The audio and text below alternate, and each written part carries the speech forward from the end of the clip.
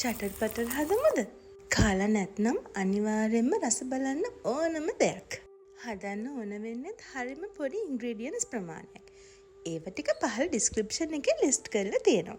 මිරිස් කරාලවල නැටි කඩාගෙන සුදු ලුණු සුද්ද කරගෙන කබල ටිකක් බෙද ගන්න. ඊළඟට සූදුරු රට කජු එකතු කරලා ඒවත් කබලේ බෙද ගන්න. හොඳ ගානට රෝස්ට් වුණාට පස්සේ අපි මේක වංගෙඩියේ කොටා ගන්නයි හදන්නේ. වංගෙඩියට ලුණු ටිකකුත් එකතු කරලා මේ ටික හොඳට පොඩි වෙන්න කොටා ගන්න. කලමනා ටික හොඳට පොඩි වෙන්න කොටාගෙන රත් කරපු තෙල් මේකට එකතු කරන්න. දැන් අපේ චට්නි එක ලෑස්ති.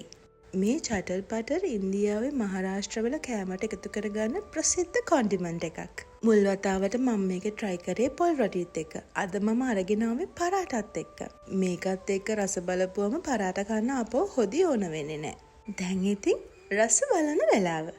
අපේ පොල් රොටියේ කන්න වෙනසකටත් එක්ක චටර් පටර් හදලා බලන්නකෝ. ඔයාගේ යාළුවෝ චටර් පටර් ගැන දැනගන්න වීඩියෝ එක රිපෝස්ට් කරන්න. රස බැලුවොතින් කමෙන්ට් එකක් ලියන්නත් අමතක කරන්න එපා. ගිහින් එන්න. සුබ දවසක්.